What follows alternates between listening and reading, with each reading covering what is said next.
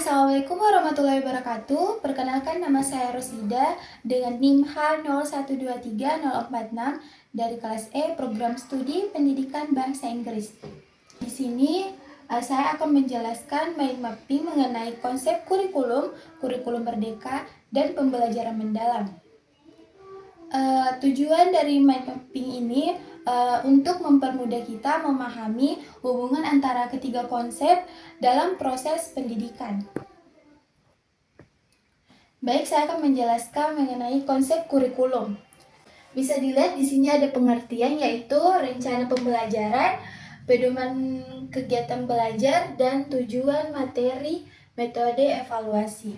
Kurikulum adalah seperangkat rencana dan pengaturan mengenai tujuan, isi atau materi pembelajaran, serta metode yang digunakan sebagai pedoman dalam proses pembelajaran. Dengan adanya kurikulum, proses pendidikan dapat berjalan secara terarah dan sistematis. Kurikulum juga membantu guru menentukan apa yang harus diajarkan, bagaimana cara mengajarkannya, serta bagaimana menilai hasil belajar siswa. Kemudian di sini ada tujuan dari kurikulum, yaitu mengembangkan potensi peserta didik, membentuk pengetahuan, sikap, keterampilan, kemudian mencapai tujuan pendidikan nasional. Nah, tujuan utama kurikulum adalah untuk mengembangkan potensi peserta didik secara optimal. Melalui kurikulum, siswa tidak hanya memperoleh pengetahuan, tetapi juga mengembangkan sikap, keterampilan, dan kemampuan berpikir. Selain itu, kurikulum juga bertujuan untuk membantu mencapai tujuan pendidikan nasional dan menciptakan generasi yang cerdas dan berkarakter. Kemudian di sini ada komponen kurikulum. Yang pertama, tujuan pembelajaran, materi atau bahan ajar, metode atau strategi pembelajaran, evaluasi dan penilaian pembelajaran. Dalam kurikulum terdapat beberapa komponen penting, yaitu komponen pertama adalah tujuan pembelajaran, kompetensi yang harus dicapai oleh siswa. Komponen kedua adalah materi pembelajaran yang berisi bahan ajar yang diberikan kepada siswa. Kemudian komponen ketiga adalah metode atau strategi pembelajaran, yaitu cara yang digunakan guru dalam menyampaikan materi. Komponen terakhir adalah evaluasi atau penilaian pembelajaran, untuk mengetahui sejauh mana siswa memahami materi. Kemudian ada fungsi kurikulum, yaitu pedoman bagi guru dalam melaksanakan pembelajaran, acuan kegiatan pembelajaran, mengarahkan proses pendidikan. Nah, tujuan kurikulum ini berfungsi sebagai pedoman bagi guru dalam melaksanakan proses pembelajaran. Dengan adanya kurikulum, kegiatan belajar dan mengajar dapat berjalan secara terencana dan terarah. Kemudian ada peran kurikulum, yaitu menentukan arah pendidikan, mengembangkan kualitas SDM, mencapai tujuan pendidikan nasional. Nah, peran kurikulum ini memiliki peran penting yang menentukan arah pendidikan. Melalui kurikulum, proses pendidikan dapat dirancang untuk mengembangkan kualitas sumber daya manusia serta membantu mencapai pendidikan nasional. Baik, saya akan melanjutkan menjelaskan mengenai mind mapping. Di sini ada kurikulum merdeka. Nah, ada pengertian dari kurikulum merdeka, yaitu kurikulum dengan pembelajaran fleksibel, berpusat pada peserta didik, mengembangkan minat dan potensi siswa. Kurikulum merdeka merupakan kurikulum yang memberikan fleksibilitas kepada guru dalam melaksanakan pembelajaran serta memberikan kesempatan kepada siswa untuk belajar sesuai dengan minat, bakat, dan kebutuhan mereka. Kemudian ada tujuan kurikulum, yaitu mengembangkan potensi peserta didik meningkatkan kreativitas dan berpikir kritis, kemudian membentuk karakter melalui profil belajar Pancasila. Tujuan kurikulum Merdeka ini adalah untuk mengembangkan potensi peserta didik secara optimal, meningkatkan kreativitas, kemampuan berpikir kritis, serta membentuk karakter siswa melalui penguatan profil pelajar Pancasila.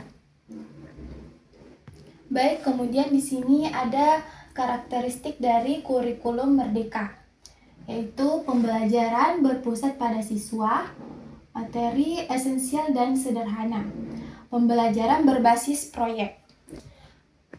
Selanjutnya ada prinsip pembelajaran dari kurikulum Merdeka, yaitu pembelajaran relevan, berpusat pada siswa, fleksibel sesuai kebutuhan belajar.